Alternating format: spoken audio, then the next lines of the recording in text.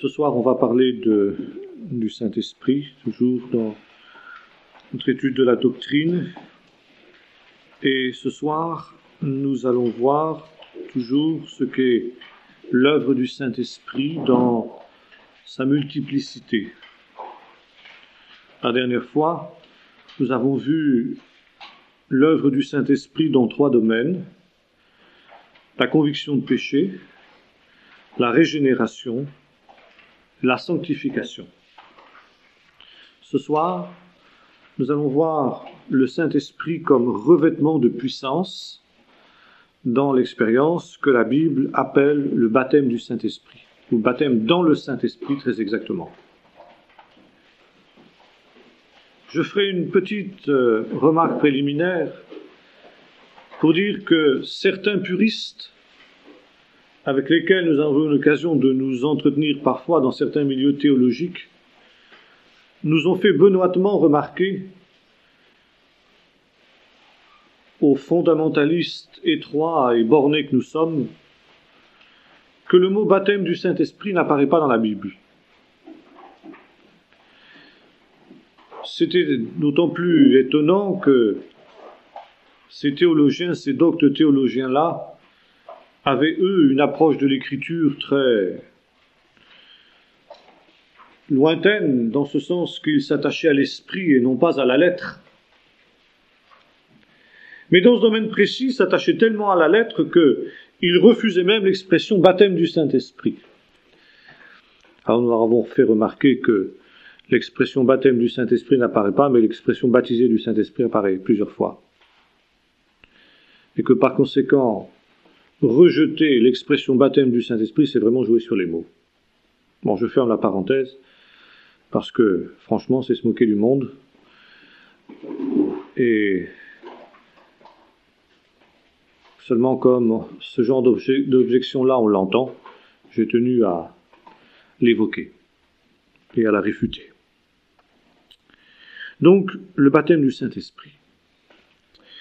Il nous faut prendre ici les textes.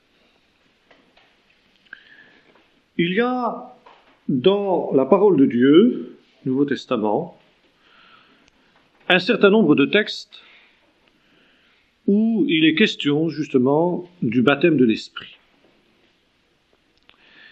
Dans les 4 évangiles, et en particulier dans les 3 synoptiques, le ministère de Jean-Baptiste est évoqué. Et Jean-Baptiste annonçait celui qui viendrait après lui. Et Jean disait, de la même manière que moi je vous baptise dans l'eau, lui, il vous baptisera dans le Saint-Esprit. Et parfois il ajoutait dans le feu. Bien, nous retrouvons cette même parole dans le chapitre 1er du livre des Actes, au moment de l'Ascension, du récit de l'Ascension tel qu'il nous est évoqué dans le livre des Actes, où Luc dit ceci: il leur recommanda de ne pas s'éloigner de Jérusalem, mais d'attendre ce que le Père vous a promis, ce que je vous enverrai, leur dit-il, car Jean a baptisé dans l'eau, mais vous, dans peu de jours, vous serez baptisés dans le Saint-Esprit. Alors les disciples rassemblés lui demandèrent, est-ce en ce temps-là que tu rétabliras le royaume d'Israël?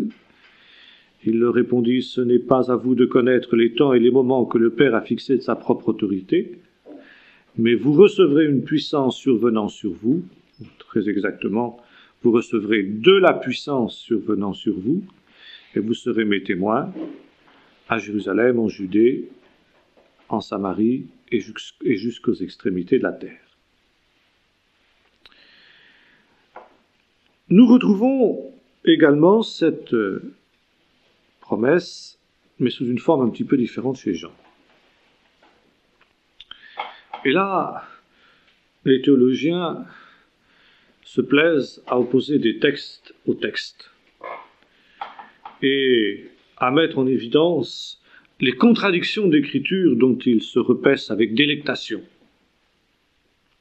En effet, quand nous lisons Jean 20, versets 19 à 23, nous trouvons quelque chose d'un petit peu étonnant par rapport aux synoptiques. Le chapitre 20 de l'évangile de Jean est le récit de l'apparition de Jésus à ses disciples après sa résurrection. Les apôtres sont dans la chambre haute et soudain Jésus se présente au milieu d'eux. Les apôtres ont peur, etc. Et c'est alors que Jésus leur dit « La paix soit avec vous, comme le Père m'a envoyé, moi aussi je vous envoie. » Et, nous dit Jean, il souffla sur eux en leur disant « Recevez le Saint-Esprit. » Il ajoute « Ceux à qui vous pardonnerez les péchés, ils seront pardonnés. Ceux à qui vous les retiendrez, ils leur seront retenus. » Et voilà, nous disent les théologiens. Vous voyez, il y a dans le Nouveau Testament deux traditions différentes sur la manière dont les apôtres ont reçu le Saint-Esprit. Pour Luc et les synoptiques, pour Luc disons, les apôtres ont reçu le Saint-Esprit à la Pentecôte. Pour Jean, ils l'ont reçu à Pâques, au moment où Jésus a soufflé sur eux.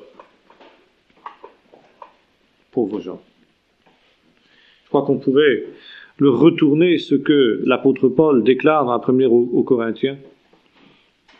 Quand il dit l'homme psychique, et on traduit parfois par homme animal, et dans ce cas-là, j'ai envie de laisser cette expression-là. L'homme animal ne comprend pas les choses de Dieu. Elles sont une folie pour lui, parce que c'est spirituellement qu'on en juge. Justement, il suffit de regarder d'un petit peu plus près ces deux textes.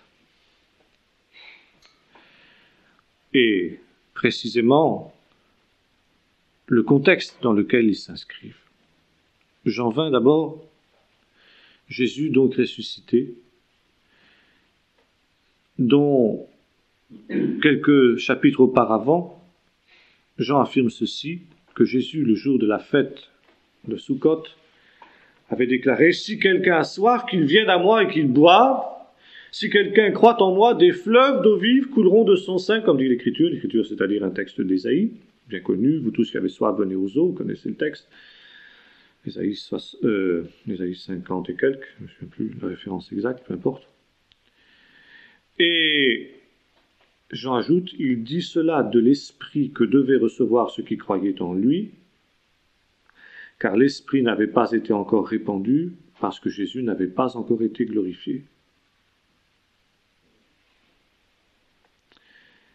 En effet, il y a cette idée dans le judaïsme que, depuis les derniers prophètes, l'Esprit Saint a été retiré d'Israël. Mais que quand le Messie viendra, l'Esprit sera à nouveau répandu. Et Jean manifestement dit que l'œuvre de l'Esprit, quelle qu'elle soit, n'était pas possible avant la résurrection. Et voilà, dans Jean 20, nous sommes le soir de la résurrection. Jésus, glorifié, se présente au milieu de ses disciples. Première chose qu'il leur dit, la paix soit avec vous. C'est pas simplement la salutation traditionnelle qu'on entend encore en Israël aujourd'hui, Shalom Aleichem. C'est la paix de Dieu, l'harmonie entre l'homme et Dieu qui se trouvait rompue par le péché, qui est maintenant rétablie. Pourquoi ? Parce que le sacrifice a eu lieu. Maintenant, les apôtres, et au-delà des apôtres, tous les hommes, peuvent retrouver la paix avec Dieu. La paix soit avec vous. Et quand il eut dit ces paroles, il souffla sur eux, en leur disant, recevez le Saint-Esprit. Pourquoi souffler sur eux ?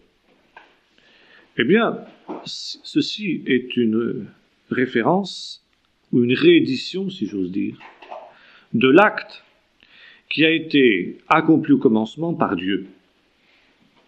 Dans le récit de la création, Genèse 2, nous trouvons cette parole, l'Éternel Dieu forma l'homme de la poussière de la terre, il souffla dans ses narines l'esprit de vie, dit l'hébreu littéralement, et l'homme devint un être vivant. Il souffla dans ses narines l'esprit de vie. Et Jésus, le second Adam, celui qui est passé au-delà de la mort, celui qui est le premier-né d'entre les morts, comme dira l'apôtre Paul dans la première aux Corinthiens chapitre 15, et qui non seulement est le premier-né d'entre les morts, mais est devenu un esprit vivifiant, souffle sur ses disciples comme Dieu l'a fait au commencement. Il souffle l'esprit de vie. Recevez le Saint-Esprit, recevez l'esprit de vie. Et quel est le résultat de cette réception de l'esprit de vie? Eh bien, le même résultat que celui qui s'était produit au commencement. L'homme devint un être vivant. Les disciples naissent à la vie de Dieu. Ils naissent à la vie dans laquelle Jésus est entré et auquel Jésus leur donne maintenant de participer. Ils naissent d'esprit, pour reprendre l'expression que Jésus avait employée quand il parlait avec Nicodème. Autrement dit, en cet instant, les apôtres naissent de nouveau, ils naissent de l'Esprit de Dieu. Ils font l'expérience, ils sont les premiers à la faire, que fait tout croyant, tout homme qui se tourne vers Jésus, comme l'avons vu ensemble la dernière fois, et qui, en l'instant où il reçoit le pardon de ses péchés, reçoit en même temps l'esprit de vie pour devenir une créature nouvelle. Jésus étant le premier-né d'une multitude de frères, comme le dit le grec dans la deuxième aux Corinthiens, n'est-ce pas, l'épître aux Romains, il est le prototokos, le prototype, c'est-à-dire le premier, mais les autres vont venir, comment dirais-je, à l'exemple du prototype. Ils sont la reproduction du prototype. L'Esprit Saint va donc reproduire dans la vie de celui qui naît de nouveau les caractéristiques de la vie de Jésus. Cette vie de résurrection dans laquelle il est entré. Et à partir du moment où quelqu'un se tourne vers Jésus et croit en Jésus, il reçoit l'esprit, comme nous l'avons vu la dernière fois, de régénération. Et la preuve qu'il en est ainsi, c'est que Jésus leur dit immédiatement, comme le Père m'a envoyé, moi aussi je vous envoie. Maintenant, ceux à qui vous pardonnerez les péchés seront pardonnés, ceux à qui vous les retiendrez, ils leur seront retenus. Qu'est-ce que les théologiens ont dit comme bêtise aussi sur ce texte-là, surtout les théologiens catholiques, hein?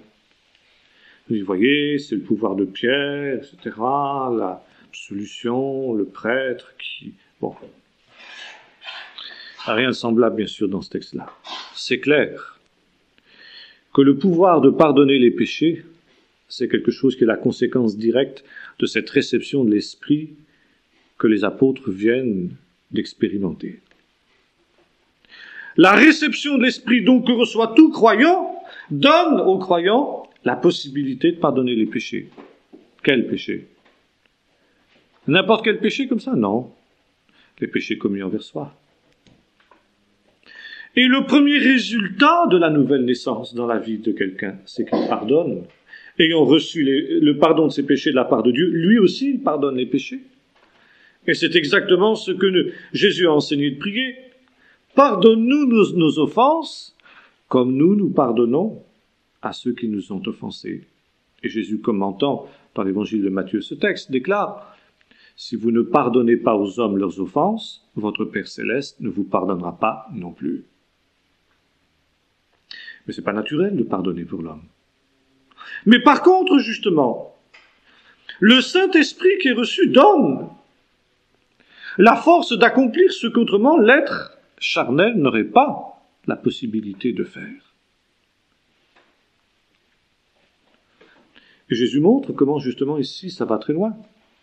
Ça veut dire que si nous refusons de pardonner les péchés de ceux qui nous ont offensés, eh bien, il y a, si vous voulez, quelque chose qui se passe à ce niveau-là aussi dans le ciel.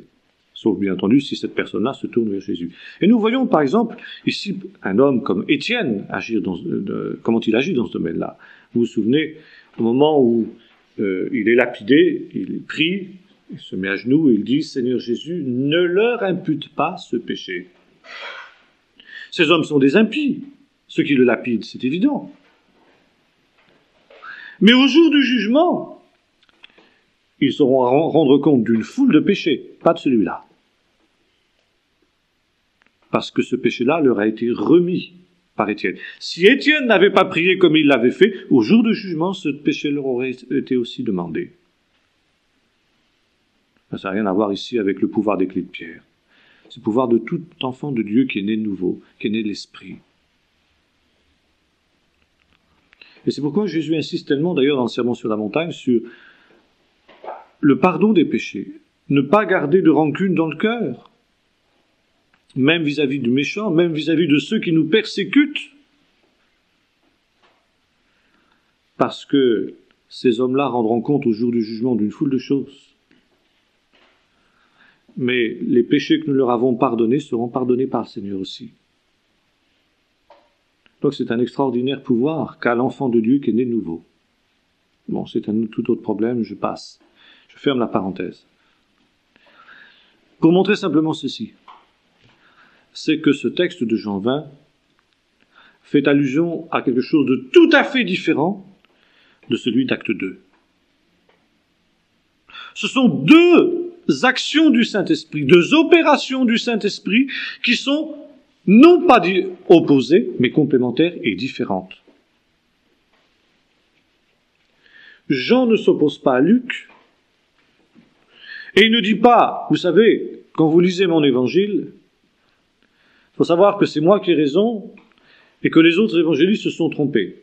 C'est comme ça, c'est que les théologiens lisent les évangiles.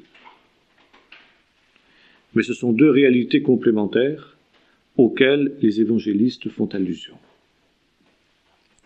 Et quand nous lisons Luc, justement, nous voyons que dans des circonstances semblables, Jésus dit à ses disciples de ne pas s'éloigner de Jérusalem, mais d'attendre de recevoir ce que le Père a promis. La promesse du Père. Et Jésus, donc, leur dit ces paroles juste après qu'il ait soufflé sur eux en leur disant « Recevez le Saint-Esprit ». Recevez le Saint-Esprit, donc ils reçoivent à ce moment-là. Et dans la même conversation, si l'on prend le texte de Luc, Jésus dit « Maintenant, attendez à Jérusalem ». La promesse du Père. Et cette promesse du Père, elle s'accomplit le jour de la Pentecôte. Dans les conditions qui nous sont décrites dans Acte 2, et que nous connaissons bien, sur lesquelles il est inutile de revenir, le vent impétueux, etc. Surtout ces 120 personnes qui étaient dans la chambre haute, les langues de feu, le fait qu'ils se mettent à parler dans des langues qui sont comprises par tous les pèlerins juifs qui sont venus du monde entier pour participer à la fête de Shavuot, fête de Pentecôte, etc. Discours de Pierre qui suit. Bien. Nous allons revenir sur tous ces éléments les uns après les autres. Donc, ici, il y a deux choses différentes, deux expériences. Je crois que c'est ça qu'il faut retenir, c'est très clair. Il y a deux expériences dans le Saint-Esprit. Il y en a plus que deux, bien sûr. Car, somme toute, nous n'avons jamais fini de faire des expériences dans le domaine des choses de l'Esprit. Mais je dirais qu'il y a deux expériences fondamentales, deux expériences de base, et qui correspondent à l'œuvre de Jésus. La première, c'est parce qu'il est l'agneau de Dieu qui ôte le péché du monde, comme Jean l'avait dit, car Jean-Baptiste a dit de Jésus deux choses. Première chose, il a dit, il sera l'agneau de Dieu qui ôte le péché du monde. Et deuxièmement, il baptisera dans l'Esprit. Voilà les deux choses que Jean a dites de Jésus. Parce que Jésus a été l'agneau de Dieu qui ôte le péché du monde, ceux qui s'approchent de lui et qui voient leur péché ôté reçoivent de lui l'esprit de régénération. Et ensuite, mais ensuite seulement, ils peuvent recevoir la deuxième expérience, le baptême dans l'esprit. Je dirais d'ailleurs que la première expérience étant la condition de la seconde. Lisons ça très nettement dans le livre des Actes. Quand la foule, chapitre 2, après le discours de Pierre, demande « Que ferons-nous » Pierre dit « Repentez-vous », première chose. Soyez baptisés pour le pardon de vos péchés, l'agneau de Dieu qui ôte le péché du monde. Et après, seulement après, vous recevrez le don du Saint-Esprit, car la promesse est pour vous. Donc ici, il y a un ordre chronologique. On ne peut pas renverser cet ordre. On ne peut pas être baptisé dans l'Esprit sans au préalable avoir reçu l'Esprit. Car Paul nous dit de manière très claire que celui qui n'a pas l'Esprit de Christ ne lui appartient pas. Comment quelqu'un qui n'a pas reçu l'Esprit de régénération, comment quelqu'un qui n'est pas né de nouveau pourrait-il recevoir le baptême du Saint-Esprit? C'est impossible.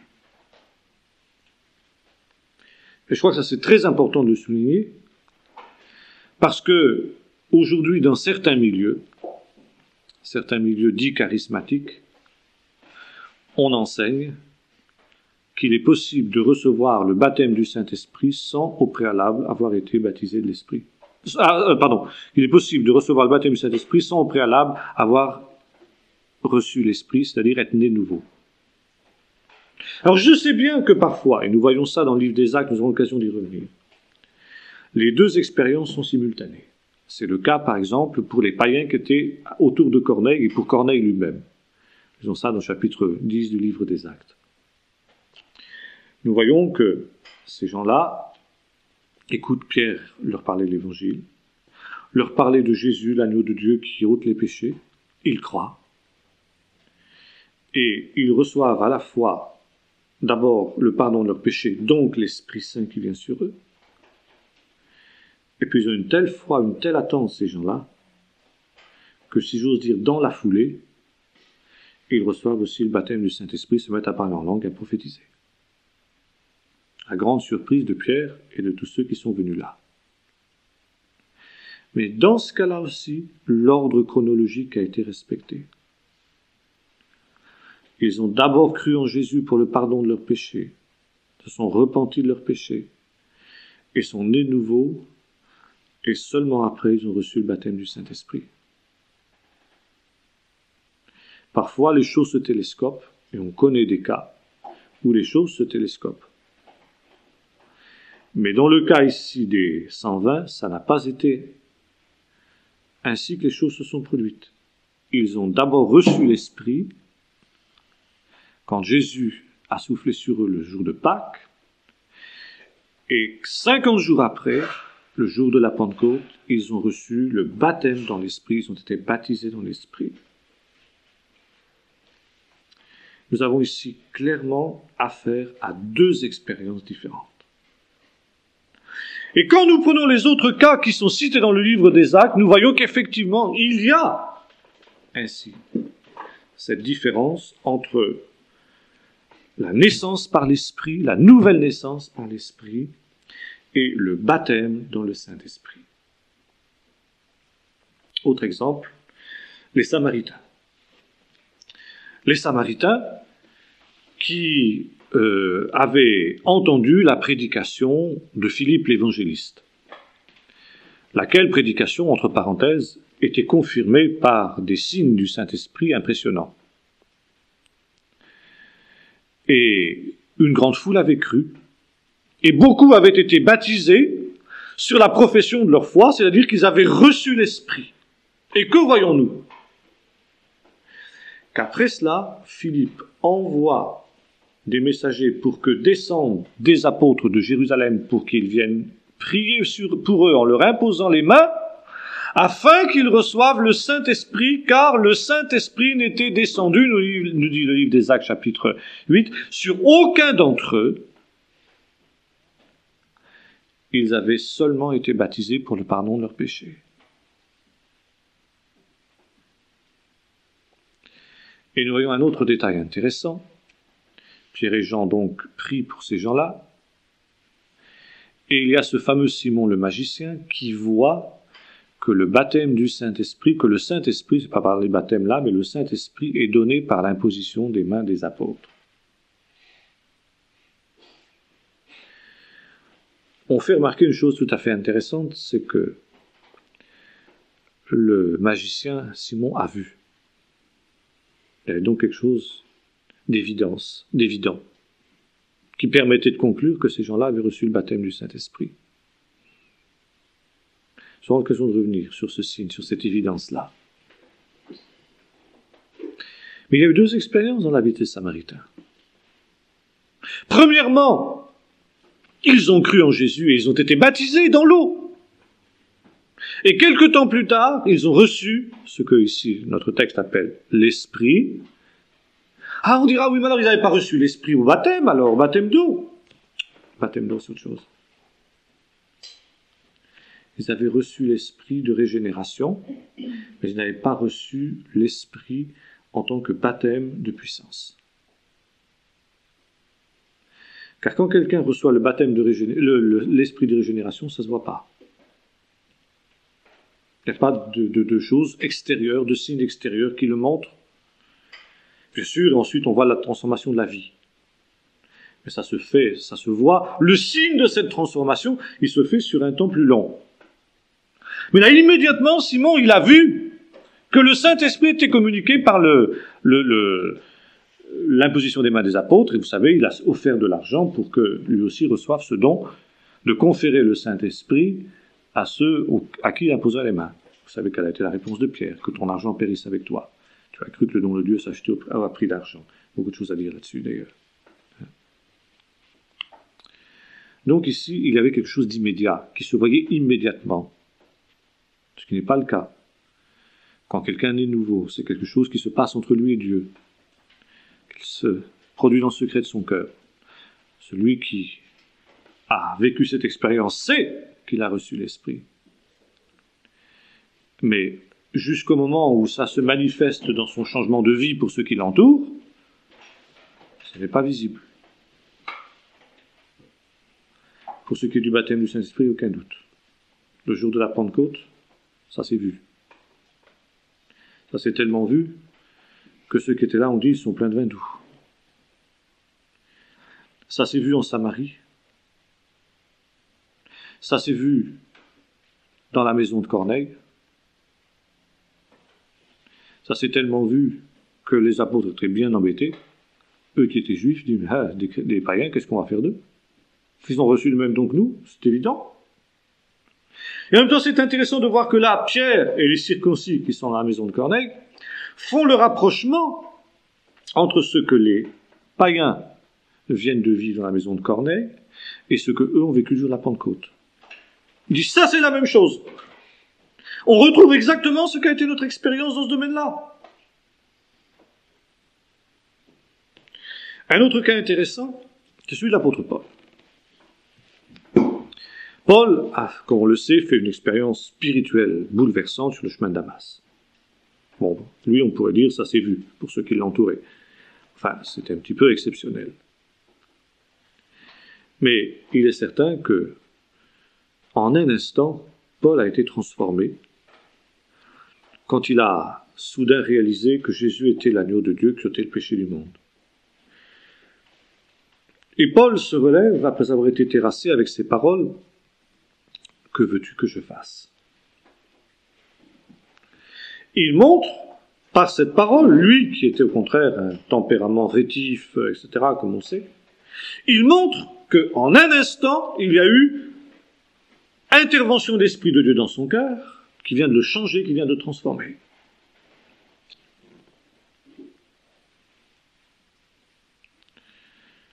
Enfin, c'est il n'y a pas un signe, comment dirais-je, d'une manière...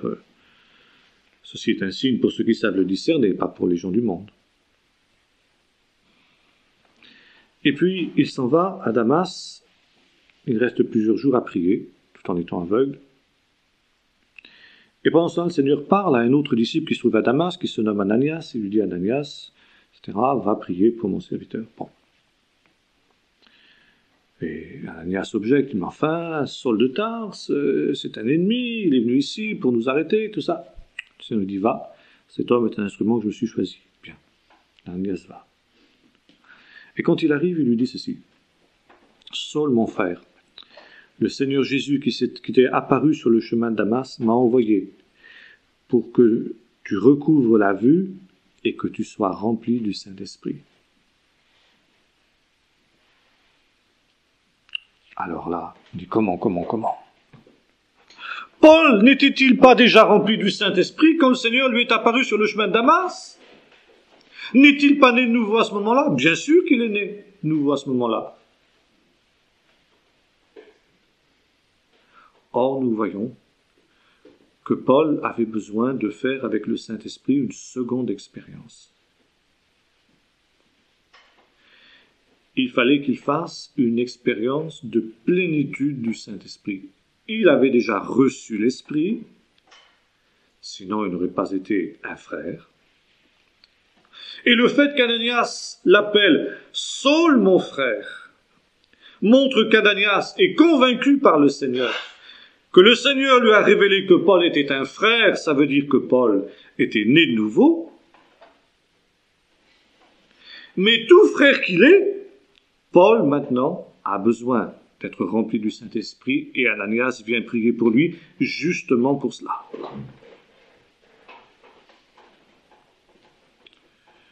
Autre cas, enfin, c'est celui de ces disciples de Jean qui étaient à Éphèse, toujours dans le livre des Actes. Et quand Paul arrive dans cette ville, il rencontre ces gens. Avez-vous reçu le Saint-Esprit quand vous avez cru? Le Saint-Esprit. Qu'est-ce que c'est que ça? Vous n'avez pas reçu l'Esprit quand vous avez cru en Jésus? Ah mais si, on a reçu l'Esprit. On est des frères. Toi-même, Paul, tu enseignes que si quelqu'un n'a pas l'esprit de Christ, il ne lui appartient pas. Oui, mais la plénitude de l'esprit. Ah bon, ça existe, ça? Comment, vous ne savez pas? Non. De quel baptême avez-vous été baptisé, alors? Vous ne savez pas qu'il y a un baptême du Saint-Esprit? Ah non. Nous, c'est le baptême d'eau qu'on a été. Ah, mais Jean disait d'être baptisé dans l'eau, mais que viendrait quelqu'un après lui qui baptiserait dans l'esprit.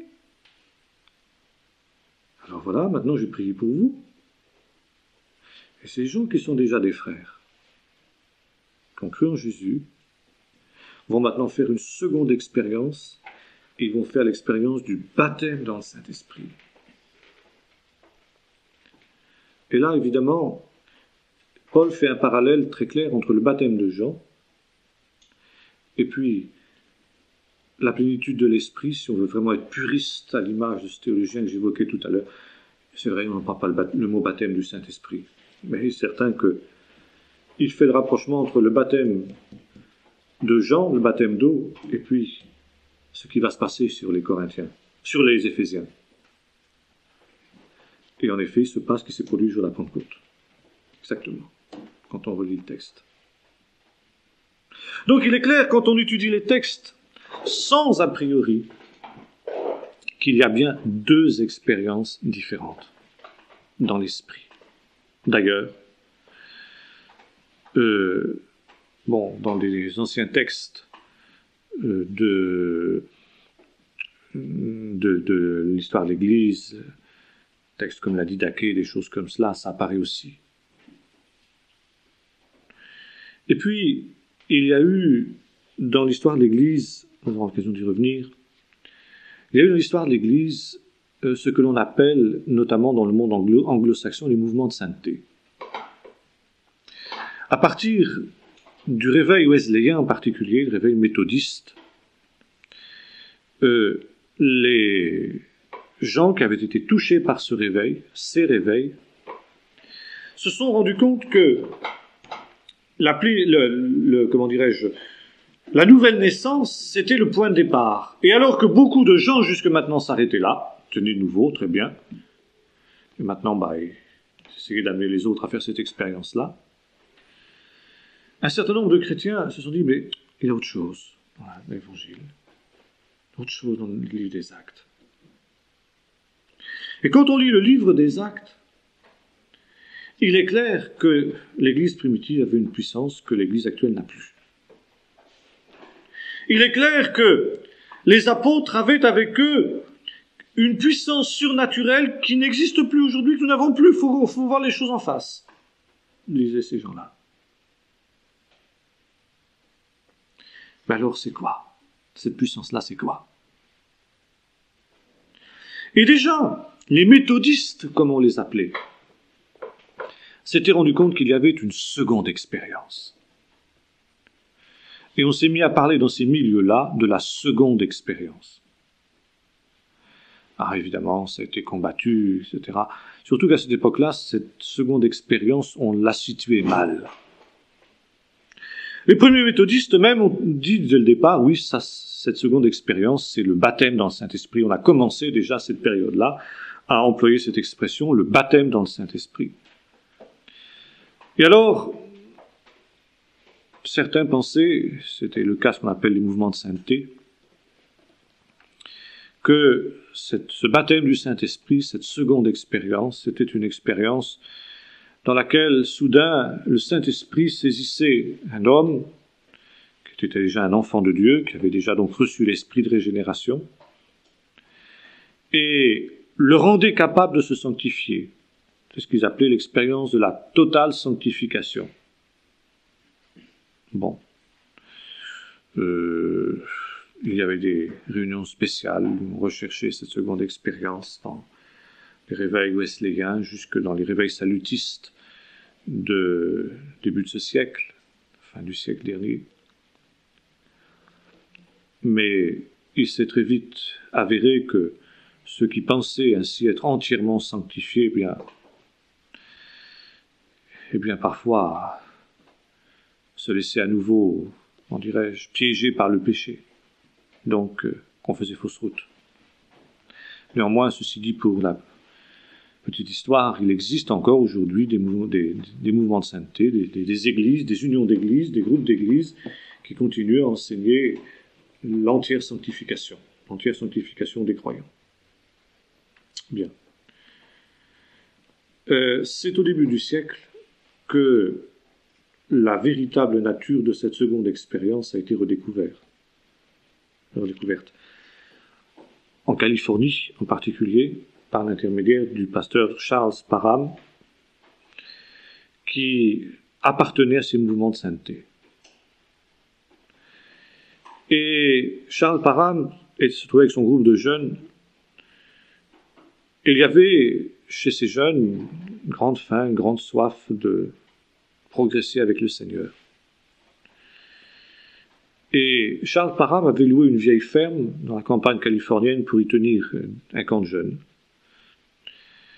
Et le thème de ce camp, qui avait lieu tout à fait dans les premières années du siècle, je ne sais pas si c'est 1901, quelque chose comme ça, peu importe.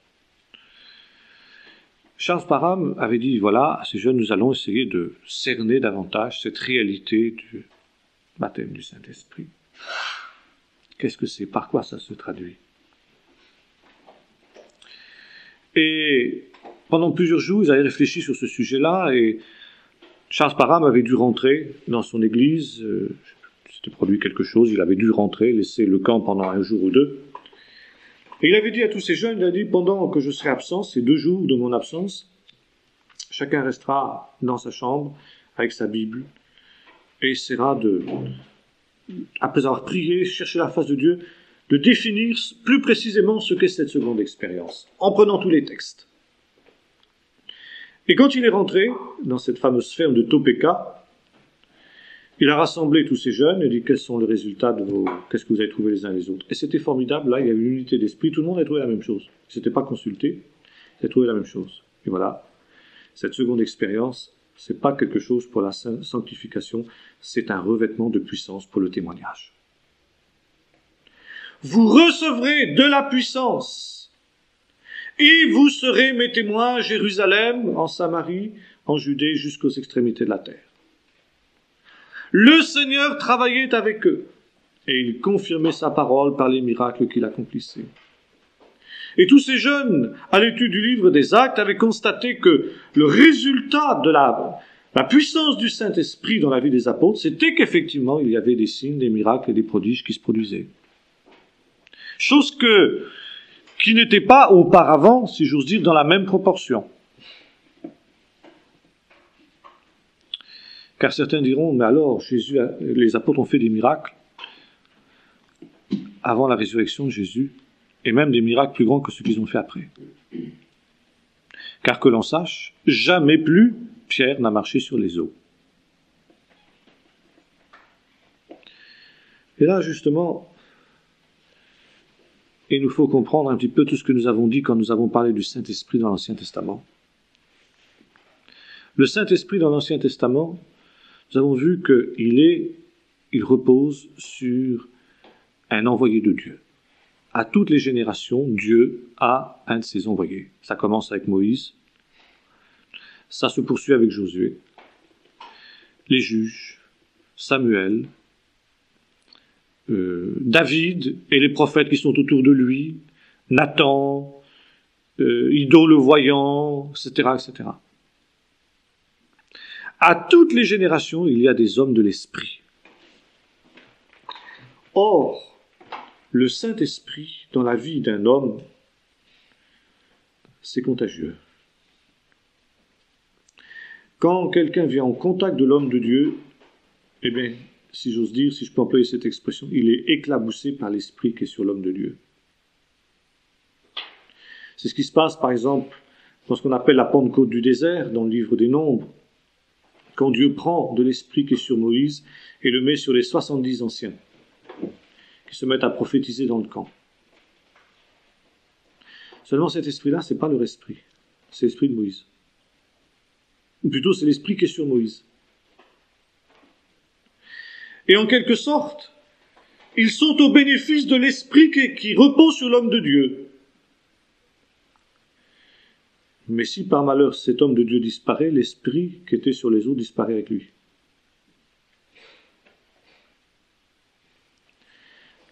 Nous avons un autre exemple, c'est Samuel et les prophètes qui étaient autour de lui.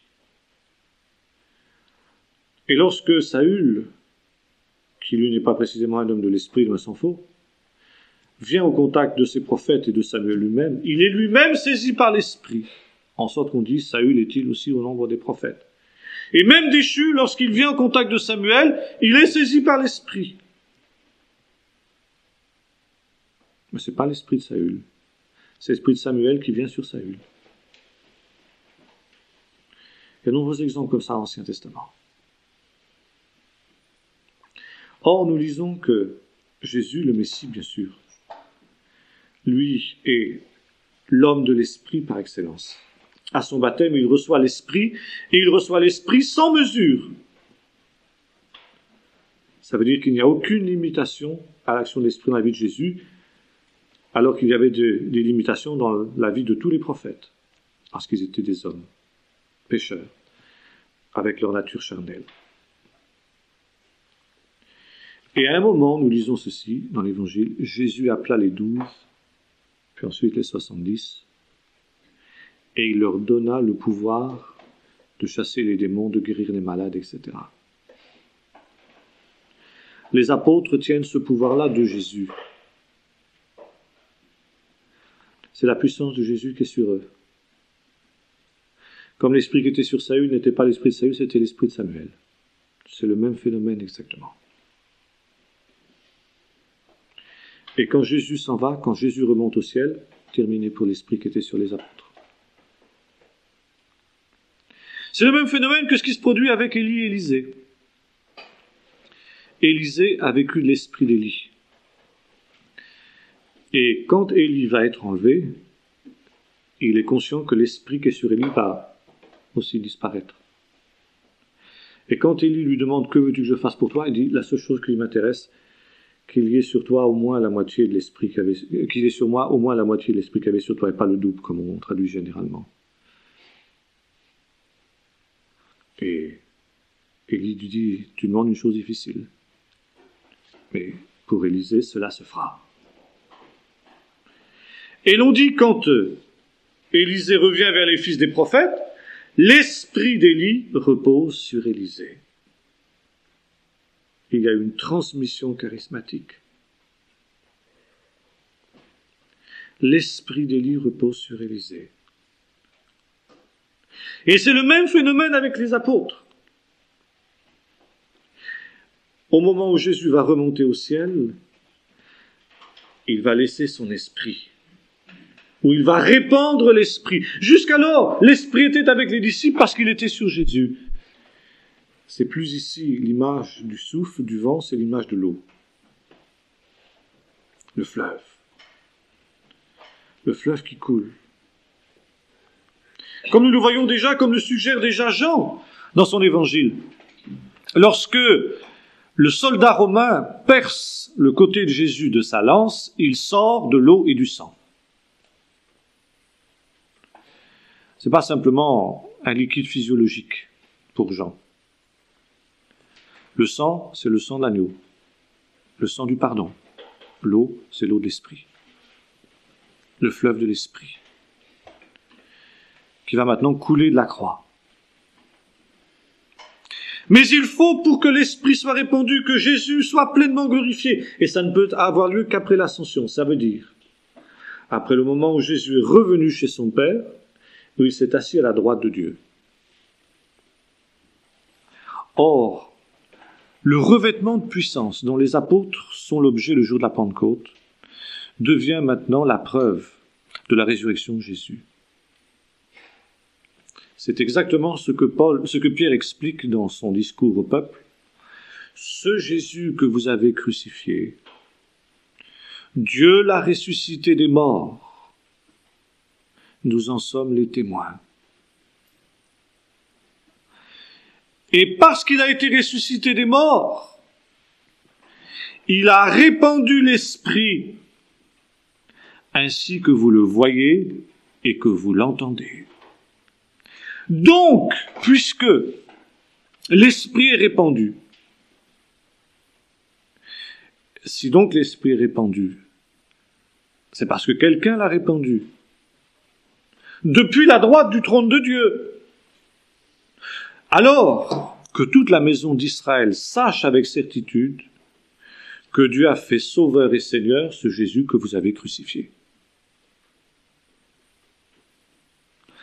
Ainsi, le baptême du Saint-Esprit apparaît dès le départ comme une puissance pour le témoignage.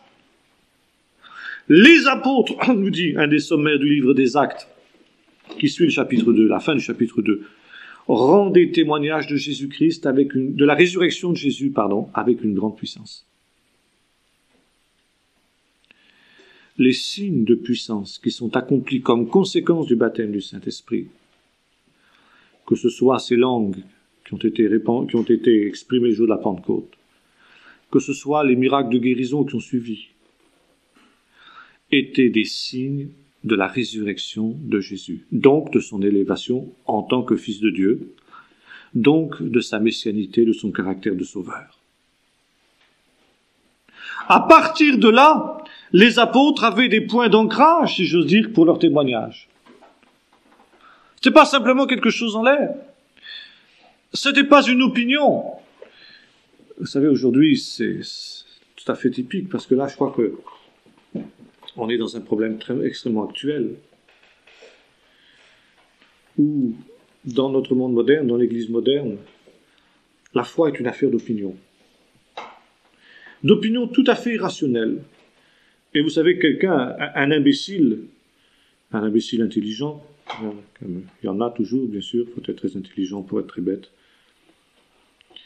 Un de ces imbéciles-là, dont l'Église est jalonnée, a dit ceci: je crois parce que c'est absurde.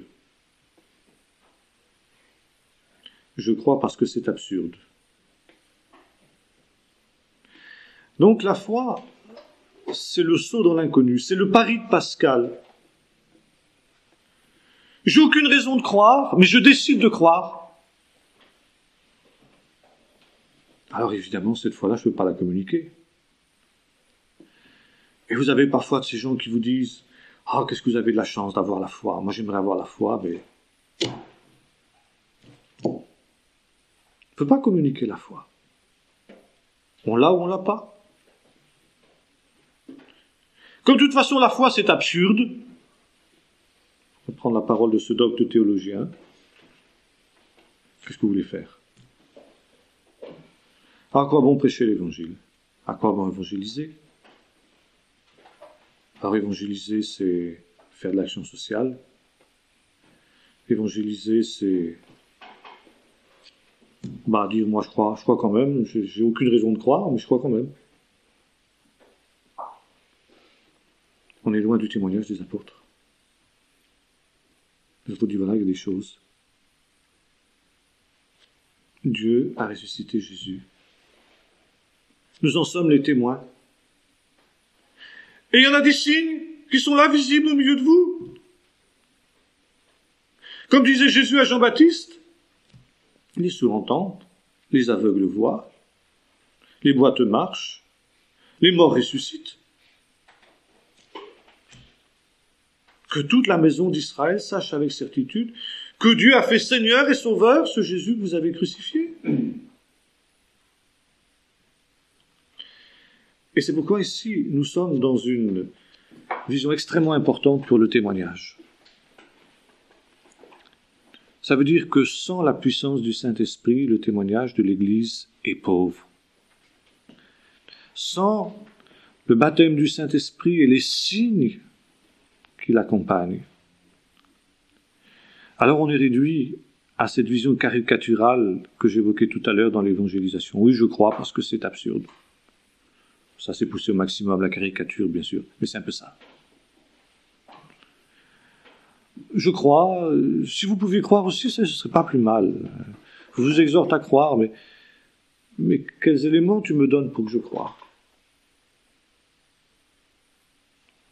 Alors ici, justement, il y a une vision tout à fait différente.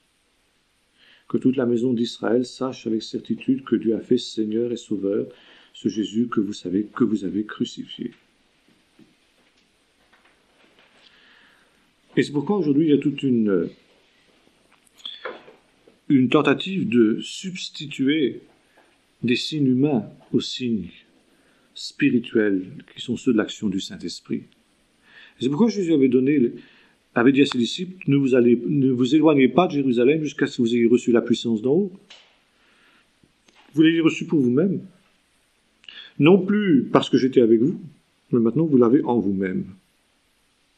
Et l'Esprit descend sur Pierre, descend sur Jacques, descend sur Matthieu, descend sur André, etc. Sur les 120 qui étaient là. Sur Marie, mère de Jésus, qui était aussi là. Sur les femmes. Alors Marie n'était pas évidemment celle qui présidait le collège des apôtres, comme on la montre parfois dans les présentations catholiques, ça n'a rien à voir. Elle était là. Elle était là quand même. Intéressant de voir que la mère de Jésus était baptisée du Saint-Esprit. Entre parenthèses.